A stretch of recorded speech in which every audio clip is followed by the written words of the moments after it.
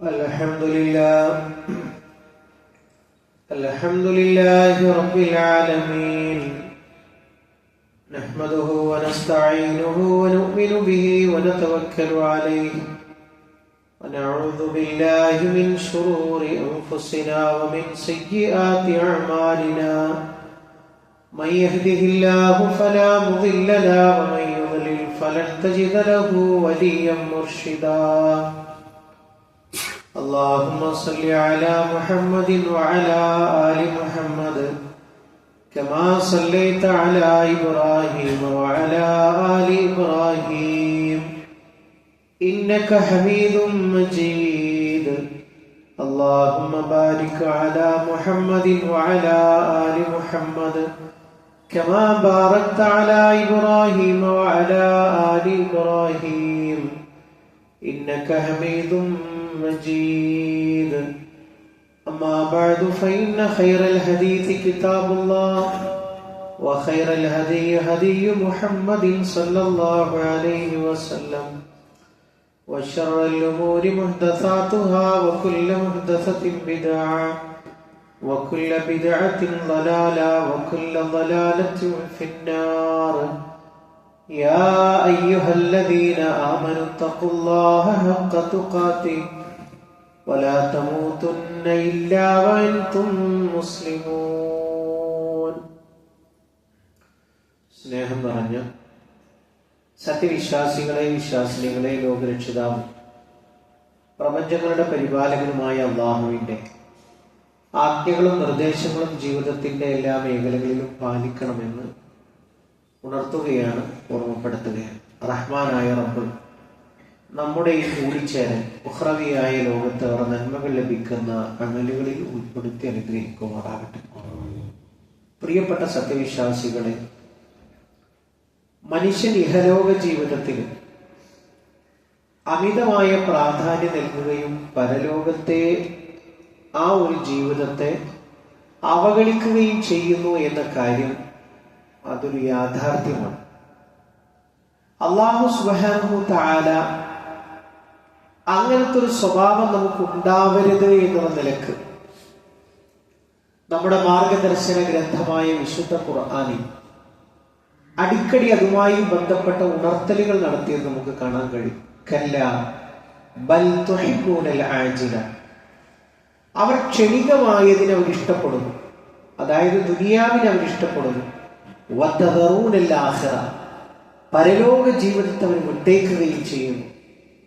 നമ്മളെല്ലാ വെള്ളിയാഴ്ചയിലും ഓതി കേൾക്കാറുള്ളത് പോലെ വല്ലാഖിറത്തു ഖൈറുൻ വഅബ്ഖ, ആഖിറമാണ് കൂട്ടരെ എന്നെന്നും ശാശ്വതം ബാക്കിയാവുന്നതും എന്നെന്നും നിലനിൽക്കുന്നതും. മഹാനായ റസൂലുള്ളാഹി സ്വല്ലല്ലാഹു അലൈഹി വസല്ലം ചില ആയത്തുകൾ നമുക്ക് ഓതിത്തന്നു. ഈ ദുനിയാവ് എത്രമാത്രം നിസ്സാരമാണ് എന്ന് നമ്മളെ ബോധ്യപ്പെടുത്താൻ വേണ്ടി അതിൽ ഒരു ആയത്ത് വിശുദ്ധ ഖുർആൻ സൂറത്ത് യൂനിസിലെ 24-ാമത്തെ ആയത്ത്.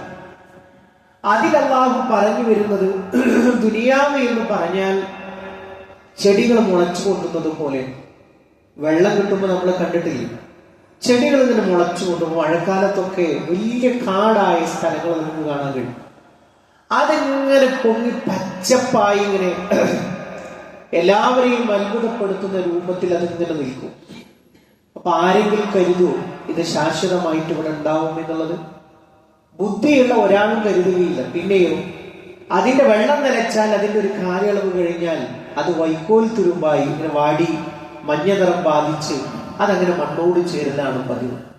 ഇതുപോലെയാണ് പ്രിയപ്പെട്ടവരെ ഇന്നമാ മസലുൽ ഹയാത്തി ദുനിയ എന്ന് പറഞ്ഞുകൊണ്ടാണ് അള്ളാഹു ആ ആയത്ത് തുടങ്ങുന്നത് തന്നെ. മറ്റൊരിക്കൽ റസൂലുള്ളാഹി സ്വല്ലല്ലാഹു അലൈഹി വസല്ലം ഒരു അങ്ങാടിയിലൂടെ നടന്നു പോകുന്നു. അങ്ങാടിയിലൂടെ നടന്നു പോകുന്ന സമയത്ത് ഒരു ചെവി പാതി മുറിഞ്ഞു പോയിട്ടുള്ള ഒരു ചത്ത ആടവിടെ കിടക്കുന്നുണ്ട്.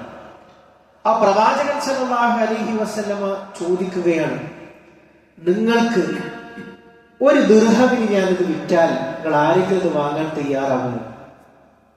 അപ്പൊ സഹാബികൾ പ്രവാചകൻ സല്ലല്ലാഹു അലൈഹി വസല്ലമയോട് ചോദിക്കണം, അല്ലാഹുവിന്റെ റസൂൽ, ഇതൊരു ചത്ത ആടല്ല, മാത്രമല്ല ഇതിന് ജീവൻ ഉണ്ടെങ്കിൽ അതിനാണെങ്കിലോ ന്യൂനത ഉണ്ട് താനും. ആരാണ് ഈ ഒരു നാണയത്തിന് അല്ലെങ്കിൽ ഒരു ദിർഹമിന് ഈ ഒരു ആടിന് അങ്ങയിൽ നിന്ന് വാങ്ങാനുള്ളതെന്ന് ചോദിക്കുമ്പോൾ പ്രവാചകൻ സല്ലല്ലാഹു അലൈഹി വസല്ലം പറയുന്നു, നിങ്ങളിപ്പോ കാണിച്ചില്ല ചത്ത ആടിന് ആരെങ്കിലും വെറുതെ കൊടുത്താൽ പോലും ആർക്കും വേണ്ട. ഇതുപോലെയാണ് അള്ളാഹുവിന്റെ അടുക്കൽ നിങ്ങൾ ഇത്രമാത്രം ബേജാറ് കൂട്ടുന്ന ദുനിയാവിന്റെ അവസ്ഥ അത്രയൊന്നും അള്ളാഹുവിന്റെ അടുക്കൽ ഇതിനേക്കാൾ നിസ്സാരമാണ് എന്ന് പ്രവാചകൻ സല്ലല്ലാഹു അലൈഹി വസല്ലം പഠിപ്പിച്ചു കൊടുത്തു.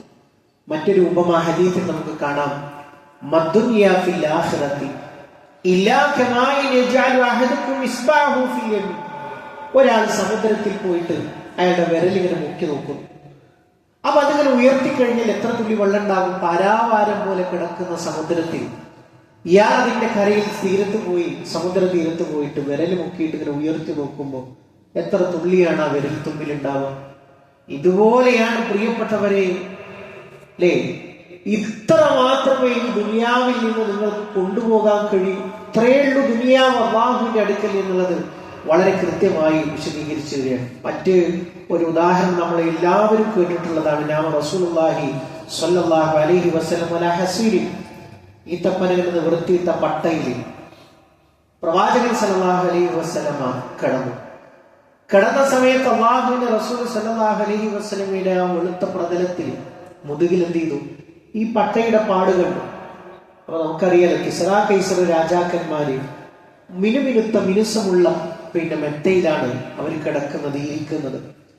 അഷ്റഫുൽ ഖൽഖ് മുഹമ്മദ് മുസ്തഫ സല്ലല്ലാഹു അലൈഹി വസല്ലമയാണെങ്കിലും അപ്പൊ ഇത് സഹാബത്തിന് വല്ലാത്തൊരു മനസ്സിന് സ്വാധീനം ചെലുത്തിയപ്പോ അവര് പറഞ്ഞു, അല്ലാഹുവിന്റെ റസൂൽ, ഞങ്ങൾ അങ്ങേക്ക് ഒരു വിത്വാറും ഒരു ചെറിയൊരു കോസരി ഉണ്ടാക്കി തരട്ടെ. അപ്പൊ പ്രവാചകൻ സല്ലല്ലാഹു അലൈഹി വസല്ലമയുടെ മറുപടിയാണ് അതിൽ നമ്മൾ ശ്രദ്ധിക്കേണ്ടത്. എന്താ പ്രവാചകൻ സല്ലല്ലാഹു അലൈഹി വസല്ലം തിരിച്ചു ചോദിച്ചെന്നറിയും, മാലി വലി ദുനിയ, ഞാനും ഈ ദുനിയാവും തമ്മിൽ എന്ത് ബന്ധമാണ്?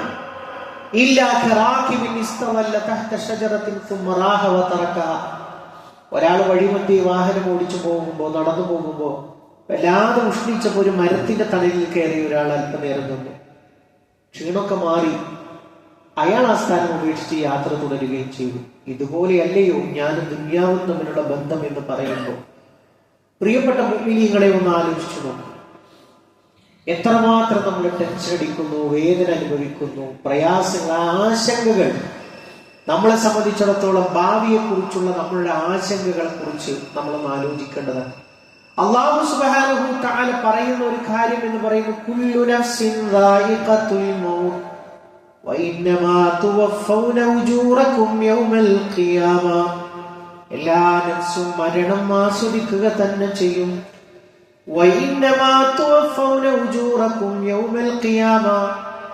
ഖിയാമത്തിലാണ് നിങ്ങൾക്ക് നിങ്ങളുടെ കൂലികൾ പൂർത്തിയായി നൽകുന്നത്. എന്നിട്ട് അല്ലാഹ് പറയാം, പ്രിയപ്പെട്ടവരെ നമ്മൾ ശ്രദ്ധിച്ചു കേൾക്കണം. എന്താ അല്ലാഹു സുബ്ഹാനഹു വ തആല പറയുന്നറിയും, ഫമൻ സുഹ്സിഹ അനിന്നാർ, ഒരാൾ നരകത്തിൽ നിന്ന് അകറ്റി നിർത്തപ്പെടുകയും വഉദ്ഖിലൽ ജന്ന, അയാൾക്ക് സ്വർഗത്തിലേക്ക് പ്രവേശനം കിട്ടുകയും ചെയ്താൽ ഫഖദ് ഫാസ, അവനാണ് ഏറ്റവും വലിയ മഹാഭാഗ്യവാൻ, അവനാണ് വിജയി, അവനാണ് ഏറ്റവും വലിയ സൗഭാഗ്യവാൻ. എന്നിട്ട് അല്ലാഹു ആയത്ത് അവസാനിപ്പിക്കുന്നത്, വമൽ ഹയാത്തുദ് ദുനിയ ഇല്ലാ മതാഉൽ ഗുറൂർ, ദുനിയാവിലെ ജീവിതം എന്ന് പറയുന്നത് ഒരു ചതിക്കുന്ന വിഭവം മാത്രമാകുന്നു. നമ്മൾ കുറെ ഓടി നോക്കുക അതിന്റെ പിന്നാലെ, പക്ഷെ നമ്മൾ ഓടിയിട്ട് നമുക്ക് ലക്ഷ്യത്തിൽ ഫിനിഷിംഗ് പോയിന്റിൽ എത്താൻ കഴിയില്ല. കഴിയൂ പ്രിയപ്പെട്ടവരെ? നമ്മുടെ ഈ കണ്ട ആയുസ് വെച്ച് നമ്മുടെ ദുനിയാവ് നമ്മൾ കുറെ ഓടിയിട്ടുണ്ടല്ലോ. എത്ര ആഗ്രഹങ്ങൾ നമ്മളിതിൽ പൂർത്തിയാക്കിയിട്ടുണ്ട്. എന്നിട്ട് പൂർത്തിയാക്കിയ ആഗ്രഹങ്ങളിൽ വല്ല സമാധാനത്തോടെ നമുക്ക് ജീവിക്കാൻ കഴിയുന്നുണ്ടോ? അല്ലേ? അങ്ങനെ ദുനിയാവ് നേടാൻ കഴിഞ്ഞിരുന്നുവെങ്കിൽ നമ്മുടെ നാട്ടിൽ ഒരു ആശുപത്രിയും വരേണ്ടെന്ന് ആവശ്യമില്ല. എല്ലാവർക്കും സമാധാനപൂർണമായ ജീവൻ ദുനിയാവിലുണ്ടെങ്കിലും സമ്പന്നനും അല്ലാഹു ഈ ദുനിയാവിനെ സംവിധാനിച്ച ഒരു സംവിധാനം ആലോചിച്ചു നോക്കും. പക്ഷെ ഇതൊന്നുമല്ല പ്രിയപ്പെട്ടവർ, ഇതൊക്കെ ചിരിയും കളിയും തമാശകളും മാത്രമാണ്. ദുനിയാവിനെ അല്ലാഹു അങ്ങനെയാണ് അതിനെ ഭംഗി കൂട്ടി വെച്ചിരിക്കുന്നത്. അതിൽ നിന്ന് ഒരാൾക്ക് വേറിട്ട് പോരാൻ തോന്നും. ഒരാളുടെ ചോദിക്കണം, വെച്ചാലോ? ആരെങ്കിലും പറയും, ശരി ഞാനൊക്കെ റെഡിയായിട്ടായിരിക്കുന്നത്, നമ്മൾ പറയില്ലേ, ഒരു യാത്രക്ക് ഞാൻ നാളെ ഒരു 10 മണിക്ക് കാർ കൊണ്ട് വരാം, ഒന്നിച്ചു പോകാം. അപ്പൊ എടാ ഞാൻ ഇവിടെ എത്തി, കാറുമായിട്ട് വന്നു, ശരി നമുക്ക് പോകാം. അതുപോലെ പോകാം എന്ന് പറയാൻ മരണത്തെ കുറിച്ച് നമുക്കാവുമോ പ്രിയപ്പെട്ടവരെ? നമുക്കാവില്ലല്ലോ. അപ്പോഴും നമ്മൾ പറയും. അങ്ങനെയൊക്കെ നമുക്കിത് വിട്ടേച്ചു പോകാൻ പറ്റൂ? കുട്ടികളുടെ അവസ്ഥ, ഭാര്യയുടെ അവസ്ഥ നിനക്കറിയില്ലേ, ഉമ്മ ഇട്ടു, അവർക്ക് വയ്യ. പക്ഷെ പ്രിയപ്പെട്ടവരെ, അല്ലാഹുവിന്റെ അലംഘനീയമായ ഒരു തീരുമാനം, അത് നമ്മൾ ഇഷ്ടപ്പെട്ടാലും ഇഷ്ടപ്പെട്ടിട്ടില്ലെങ്കിലും അത് നമ്മളെ പിടിച്ചു കൊണ്ടുപോവുക തന്നെ ചെയ്യും. അതുകൊണ്ട് പ്രിയപ്പെട്ടവരെ, നമ്മളെ സംബന്ധിച്ചിടത്തോളം ഈ ഒരു ഇഹലോകത്തിനല്ല നമ്മൾ പ്രാധാന്യം നൽകേണ്ടത്. പിന്നെയോ എന്നെന്നും വല്ലാഖിറത്തു ഖൈറുൻ വഅബ്ഖാ എന്ന് വിശുദ്ധ ഖുർആൻ ആവർത്തിച്ച് നമ്മളെ ഓർമ്മപ്പെടുത്തിയിട്ടുള്ള ആ പരലോക ജീവിതത്തിനാണ് നമ്മൾ പ്രാധാന്യം കൊടുക്കേണ്ടത്. ഇനിയും പ്രിയപ്പെട്ടവരെ, നമ്മളെ സംബന്ധിച്ചിടത്തോളം വളരെ ഗൗരവത്തോടുകൂടി നമ്മൾ ആലോചിക്കേണ്ടുന്ന ഏതാനും ചില പോയിന്റുകൾ പറയാം. നമ്മൾ ഇഹലോകത്തിന് വേണ്ടി ജീവിക്കുന്നവരാണോ എന്ന് ചോദിക്കാൻ വേണ്ടി, അല്ലെങ്കിൽ അത് മനസ്സിലാക്കാൻ വേണ്ടി, ഞാൻ അത്തരക്കാരനാണോ എന്ന് നോക്കാൻ വേണ്ടി ചില കാര്യങ്ങൾ പറയാം. അതിൽ ഒന്നാമത്തെ ഒരു കാര്യം എന്ന് പറയുന്നത് പ്രിയപ്പെട്ടവരെ, ചില അടയാളങ്ങൾ വെച്ചിട്ട് ഞാൻ പാരത്രിക ഭവനത്തിനാണോ അതല്ല ഈ ദുനിയാവിലെ ജീവിതത്തിനാണോ താല്പര്യം കാണിക്കുന്നത് എന്നറിയാൻ വേണ്ടി ചില അടയാളങ്ങൾ ഞാൻ പറഞ്ഞു തരാം. അതിൽ ഒന്നാമത്തെ കാര്യം എന്ന് പറയുന്നത് നമ്മുടെ അധ്വാന സമയം. നമ്മൾ അധ്വാനിക്കുന്ന സമയം ഏറ്റവും കൂടുതൽ ഏത് മേഖലക്ക് ചെലവഴിക്കുന്നു എന്നുള്ളത് നമ്മളൊന്ന് നോക്കുക. എന്റെ അധ്വാന സമയത്തിലെ ഏറ്റവും കൂടുതൽ സമയം ഉറങ്ങുന്നത് വരെ ഫോൺ എടുക്കാതെ അതിന്റെ എല്ലാ കാര്യങ്ങളും ആലോചിച്ച്, അല്ലേ, ഒരു ആശുപത്രിയിൽ ചെന്നാൽ അവിടെ ഒന്ന് വർത്തമാനം പറയാൻ സമയമില്ല, അതല്ലെങ്കിൽ ഭാര്യയുമായിട്ട് അല്ലെങ്കിൽ മക്കളുമായിട്ട് ഒന്നിനൊരു സമയമില്ല. അപ്പൊ ഇങ്ങനത്തെ ഒരു പ്രശ്നം നമ്മൾ അനുഭവിക്കുന്നുണ്ട്. ഏത് മേഖലക്കാണ് ഏറ്റവും കൂടുതൽ നമ്മൾ സമയം ചെലവഴിക്കുന്നത് എന്ന് നോക്കുക. നമ്മൾ ആ അഖിലുകാരിൽപ്പെട്ടവരാണ്. നമ്മൾ ത്യാഗം സഹിക്കുന്നത്, ധാരാളം സമയം നമ്മൾ എവിടെയാണോ നമ്മൾ ചെലവിടുന്നത് ആ ഒരു വിഭാഗത്തിലാണ് നമ്മൾ ഉൾപ്പെടുക എന്നുള്ളത് ഒന്ന് നമ്മൾ ടെസ്റ്റ് ചെയ്ത് നോക്കാൻ പറ്റുന്ന ഒരു ഉദാഹരണം മാത്രമാണ്. രണ്ടാമത്തെ ഒരു കാര്യം എന്ന് പറയുന്നത് പ്രിയപ്പെട്ടവരെ, നല്ല നല്ല പ്രവർത്തനങ്ങൾ നമ്മൾ ഉപേക്ഷിക്കുക. അപ്പൊ നമ്മൾ ഒരു ഉദാഹരണം പറയാറുണ്ട്, പിന്നെ നിസ്കാരം നമ്മൾ എപ്പോഴാണ് നിർവഹിക്കുന്നത്, നിസ്കരിക്കണം എന്ന ബോധമുണ്ട്. ഏറ്റവും അഫ്ളലായ സമയം എന്ന് പറയുന്നത് നമ്മുടെ പള്ളിയിലെ ജമാഅത്തിന്റെ സമയമാണ്. ആ ജമാഅത്തുകൾക്ക് നമുക്ക് എത്തിപ്പെടാൻ കഴിയുന്നുണ്ടോ? ഇനി അങ്ങനെ എത്തിപ്പെട്ടാൽ തന്നെ അത് ഇഖ്ലാസോടുകൂടി നമുക്ക് നിർവഹിക്കാൻ കഴിയുന്നുണ്ടോ? അത് മാത്രമല്ല, നമ്മളെ സംബന്ധിച്ചിടത്തോളം സലാം വീട്ടി സുബ്ഹാനല്ലാഹ് 33 തവണ, അൽഹംദുലില്ലാഹ് 33 തവണ, അല്ലാഹു അക്ബർ എന്ന് 33 തവണ പറഞ്ഞാൽ, അല്ലേ, അവസാനം ലാ ഇലാഹ ഇല്ലല്ലാഹ് വഹ്ദഹു ലാ ശരീക ലഹു ലഹുൽ മുൽക്കു വലഹുൽ ഹംദു വഹുവ അലാ കുല്ലി ഷൈഇൻ ഖദീർ എന്നുകൂടി പറഞ്ഞ് 100 ചേർത്താൽ സമുദ്രത്തിലെ നുരയോളം തെറ്റുകളുണ്ടെങ്കിലും അള്ളാഹു റബ്ബുൽ ഇസ്സത്ത് അത് പുറത്തു തരും എന്നുള്ളതാണ്. പ്രിയപ്പെട്ടവരെ, അള്ളാഹുവിന്റെ റസൂൽ സല്ലല്ലാഹു അലൈഹി വസല്ലം സർട്ടിഫൈ ചെയ്യാത്ത ഒന്നും ദീനിൽ നമ്മൾ സ്വീകരിക്കാറില്ല എന്ന് നമുക്കൊക്കെ അറിയാം, അല്ലേ? അതുകൊണ്ടാണ് നിസ്കാരത്തിന് ശേഷം നമ്മൾ ഇമാം ഒരു സുബ്ഹാനല്ലാഹ് പറയാ, ഇമാം അൽഹംദുലില്ലാഹ്, അപ്പം മാമൂമീങ്ങളും അൽഹംദുലില്ലാഹ് ഏറ്റു പറയാ. അത് നമ്മുടെ പള്ളിയിൽ ഇല്ലാത്തത് ഒറ്റ കാര്യം കൊണ്ടാണ്. അതിനർത്ഥം സലാം വീട്ടിക്കഴിഞ്ഞാൽ പ്രാർത്ഥനകളില്ല, ദിക്റുകളില്ല എന്നുള്ളതല്ല. അങ്ങനെ ആരും തെറ്റായി മനസ്സിലാക്കാനും പാടില്ല. പ്രവാചകൻ സല്ലല്ലാഹു അലൈഹി വസല്ലമ സ്ത്രീകൾ മാറിയിരിക്കാനുള്ള അല്ലെങ്കിൽ സ്ത്രീകൾ എഴുന്നേറ്റ് പോകാനുള്ള സമയം മാത്രം വരെ, ആ ഒരു സമയം മാത്രമാണ് നിസ്കരിച്ച മിഹ്റാബിൽ തന്നെ ഇരിക്കാറുള്ളത്. സലാം വീട്ടിക്കഴിഞ്ഞാൽ പ്രവാചകൻ മാറിയിരിക്കാറാണ് പതിവ്. അതല്ലാതെ നമ്മുടെ സാധാരണ മുസ്ലിം പള്ളികളിൽ കാണുന്നത് പോലെ ചെല്ലു ലാ ഇലാഹ ഇല്ലല്ലാഹ് അല്ലെങ്കിൽ സുബ്ഹാനല്ലാഹ് ഒരാൾ ചൊല്ലിത്തരിക, മറ്റുള്ളവരെ ഏറ്റുപറയുക, അത് പ്രവാചകൻ സല്ലല്ലാഹു അലൈഹി വസല്ലം പഠിപ്പിച്ചു തരാത്തത് കൊണ്ടാണ് നമ്മുടെ പള്ളികളിൽ അത് കാണാത്തത്. അതിനർത്ഥം അത് ഇല്ല എന്നല്ല. ചില ആളുകളെ സംബന്ധിച്ചിടത്തോളം സമയമുണ്ടായിട്ട് പോലും ആ ഒരു ഇരുന്ന് എന്റെ ഖബറിലേക്കുള്ള ഒരു വിഭവം സുബ്ഹാനല്ലാഹ് ആത്മാർത്ഥമായി 33 തവണ, അൽഹംദുലില്ലാഹ് ആത്മാർത്ഥമായി 33 തവണ. പ്രിയപ്പെട്ടവരെ, ഈ സമയം നമുക്ക് ആവശ്യമായിട്ട് വരും. അള്ളാഹുവിന്റെ റസൂൽ സല്ലല്ലാഹു അലൈഹി വസല്ലമ ഒരു ഖബറിന്റെ അടുത്ത് കൂടി നടന്നുപോയി. എന്നിട്ട് കൂട്ടാളികളോട് പറഞ്ഞു കൊടുക്കാണ്, സഹാബത്തിനോട് പറഞ്ഞു കൊടുക്കാണ്, ഈ ഖബറിലുള്ള ആളുകൾക്ക് ഇപ്പൊ എന്തിനാണ് ഏറ്റവും കൂടുതൽ ആവശ്യമെന്നറിയോ? 2 റക്അത്ത് നിസ്കരിക്കാൻ വേണ്ടിയിട്ടാണ്. നിങ്ങൾ ആലോചിച്ചു നോക്കൂ, നമുക്കൊക്കെ എത്ര സമയമുണ്ട്, എത്ര പള്ളികളുടെ മുമ്പിലൂടെ നമ്മൾ കടന്നു പോകുന്നുണ്ട്. യഥാവിധി നമുക്കറിയാവുന്ന അമലുകൾ ചെയ്താൽ തന്നെ പ്രിയപ്പെട്ടവരെ നമ്മുടെ ജീവിതം എത്രമാത്രം സന്തോഷഭരിതമാകും അല്ലേ? നമ്മളൊക്കെ ഒന്ന് മനസ്സിൽ കൈവച്ച് നോക്കൂ. ഞാൻ നിസ്കരിക്കുന്ന ഒരു നിസ്കാരം ആത്മാർത്ഥമായിട്ട് നിസ്കരിച്ചാൽ അതിന് വല്ലാത്തൊരു അനുഭൂതി ഉണ്ടാകും. ആത്മാർത്ഥമായി ഒരു പേജ് ഖുർആൻ ഓതിയാൽ അതിന് വല്ലാത്തൊരു സന്തോഷം മനസ്സിൽ നിറയും അല്ലെ? ഇങ്ങനത്തെ ഒരു സാഹചര്യം നമുക്ക് ഉണ്ടാവണം അല്ലെ? ദുനിയാവിന് വേണ്ടി നമ്മൾ പ്രിയത്തോടുകൂടി വളരെ കഷ്ടപ്പെട്ട് നിസ്കാരത്തിനൊക്കെ വന്നതാണ്, ഞാൻ വേഗം ഇറങ്ങിപ്പോവാണ്, ഒരു ഒഴിവ് എന്ന് പറയുന്നതില്ല. അങ്ങനത്തെ ഒരു സ്വഭാവം നമുക്കുണ്ടോ? പള്ളികളുമായിട്ടുള്ള ബന്ധം, അതേപോലെ തന്നെ എന്തായിരുന്നാലും ഒരു ദിവസം വിശുദ്ധ ഖുർആനിൽ നിന്ന് ഒരു ജുസ് എങ്കിലും ഓതാൻ കഴിയുക എന്ന് പറഞ്ഞാൽ അതൊരു ഭാഗ്യമല്ലേ? അതിനു പോലും സമയമില്ലാതെ, ഒരു ജമാഅത്തിന് പോലും വരാതെ, പ്രിയപ്പെട്ടവരെ നമ്മളെ അള്ളാഹു ഏൽപ്പിച്ച മലായിക്കത്തുകൾ നമുക്ക് സമയം തരുമെന്നാണോ നമ്മുടെ ധാരണ? ഒരിക്കലും നമുക്ക് സമയം തരില്ല. നമ്മുടെ ആ സമയമായി കഴിഞ്ഞാൽ എന്തൊക്കെ ആരൊക്കെ എന്ത് വിചാരിക്കുന്നു എന്നല്ല നോക്കുക, അള്ളാഹുവിന്റെ കൽപ്പന ശിരസാ വഹിക്കുക എന്നുള്ളത് മാത്രമാണ് മലക്ക് ചിന്തിക്കുക. അതുകൊണ്ട് നമ്മളെ സംബന്ധിച്ചിടത്തോളം അങ്ങനത്തെ ഒരു കാര്യം, ഒരു നല്ലൊരു വഅള് കേൾക്കാൻ, അതല്ലെങ്കിൽ ഒരു നല്ലൊരു ക്ലാസ് കേൾക്കാൻ, ഒരു മനുഷ്യനെ സഹായിക്കാൻ, ഇതിനൊക്കെയും നമ്മൾ ദുനിയാവിന് നമ്മൾ ചാരി നിന്നുകൊണ്ട് അതിനൊക്കെ ഇപ്പൊ എവിടെയാ സമയം? അല്ലെങ്കിൽ അതിനൊക്കെ ആർക്കപ്പോ അതിനൊക്കെ സമയമുള്ളത്? അല്ലെങ്കിൽ അങ്ങനെയൊക്കെ ചെയ്താൽ ഇപ്പൊ എന്താ നമ്മളൊക്കെ എത്രയേ ചെയ്യുന്നുണ്ട്. അങ്ങനത്തെ ഒരു രൂപത്തിലുള്ള ഒരു പ്രവർത്തനം, അതാണ് വിശുദ്ധ ഖുർആൻ പറഞ്ഞത്, അവര് കണക്ക് നോക്കുന്നതൊക്കെ വേഗത്തിലുള്ള ഈ ദുനിയാവിൽ വെച്ച് അതിനെ വെച്ചിട്ടാണ് അവർ തുലനപ്പെടുത്തുന്നത്.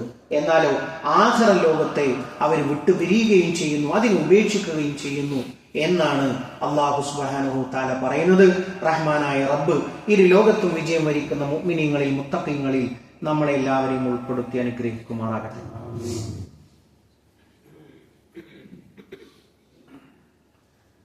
അൽഹംദുലില്ലാഹി റബ്ബിൽ ആലമീൻ വസ്സലാത്തു വസ്സലാമു അലാ റസൂലിഹിൽ അമീൻ വഅലാ ആലിഹി വസഹ്ബിഹി അജ്മഈൻ അമ്മാ ബഅദ്. പ്രിയപ്പെട്ട സത്യവിശ്വാസികളെ, വിശ്വാസിനികളെ, ഒരിക്കൽ കൂടി അള്ളാഹുവിന്റെ ആജ്ഞാ നിർദ്ദേശങ്ങൾ ജീവിതത്തിന്റെ എല്ലാ മേഖലകളിലും പാലിക്കണമെന്ന് ഉണർത്തുകയാണ്, ഓർമ്മപ്പെടുത്തുകയാണ്. 2 കാര്യങ്ങളാണ് നമ്മൾ ദുനിയാവിനാണോ ആഖിറത്തിനാണോ പ്രാധാന്യം നൽകുന്നത് എന്ന് പരിശോധിക്കാൻ 2 അടയാളങ്ങൾ പറഞ്ഞു.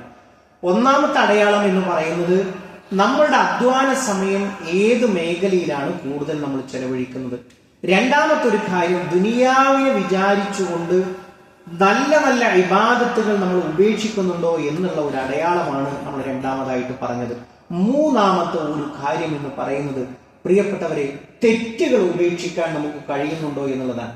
ഒരു ഹറാമ് വരുമ്പോൾ ആ ഒരു കാര്യം കൂടി നീ ചെയ്താൽ വെറുതെ കിട്ടുന്ന പൈസയല്ലേ അല്ലെ? എന്തെല്ലാം ന്യായങ്ങൾ പറയുന്നു, പലിശയെ വെളുപ്പിച്ചെടുക്കാൻ വേണ്ടി, അല്ലെങ്കിൽ യതീമുകളുടെ മുതൽ തിന്നാൻ വേണ്ടി, അല്ലെങ്കിൽ വെറുതെ ഒരു മനുഷ്യന് പോലും അറിയില്ല, അത് നമുക്ക് മാത്രം നമ്മളെ വിശ്വസിച്ചേൽപ്പിച്ച മുതലുകൾ, നമ്മളുടെയൊക്കെ ഒരു അംഗീകാരത്തിൽ അയാളെ തരക്കിടില്ല. ഒരു പൂജ്യം ചേർത്ത് എഴുതി കഴിഞ്ഞാൽ ഒരു മഹ്ലൂക്ക് പോലും അറിയില്ല. പ്രിയപ്പെട്ടവരെ, നമ്മളെ സംബന്ധിച്ചിടത്തോളം ഈ ഇഹലോകത്തിനാണ് നമ്മൾ പ്രാധാന്യം നൽകുന്നതെങ്കിൽ നമ്മൾ പഴച്ചു പോകും. നേരെ മറിച്ച് അള്ളാഹുവിന്റെ വിചാരണയുടെ കോടതിയിൽ ഞാൻ നിൽക്കേണ്ടി വരും, അത് എനിക്ക് സഹിക്കാൻ കഴിയില്ല.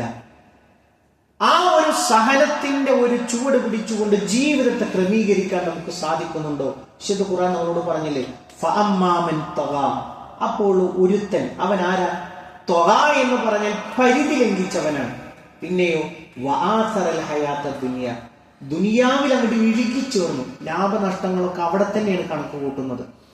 എന്നിട്ട് അള്ളാഹ് പറയാണ് മൂന്നാമത്തെ ഭാഗം, ഫഇന്നൽ ജഹീമ ഹിയൽ മഅ്വ, ജഹീമാകുന്നു, നരകമാകുന്നു അവന്റെ സങ്കേതം. ഇതാണ് മൂന്നാമത്തെ കാര്യം. ഒരു തെറ്റിൽ നിന്ന് നമുക്ക് മാറി നിൽക്കാൻ കഴിയും. ഞാൻ വിചാരിച്ച എനിക്കത് മാറ്റാൻ കഴിയും.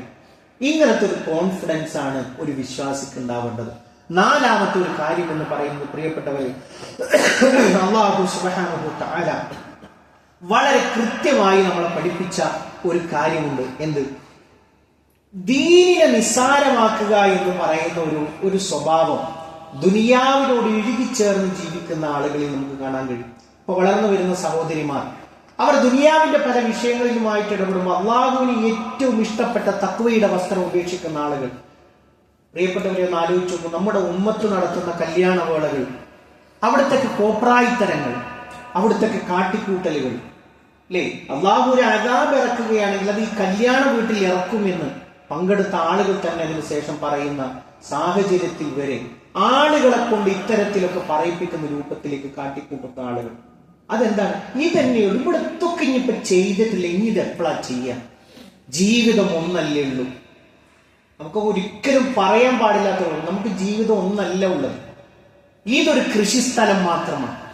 ഇതിലെ വിളവെടുപ്പാണ് അറ്റമില്ലാത്തൊരു ലോകം. ആ ഒരു ലോകത്ത് നടപ്പിലാകുന്നത്.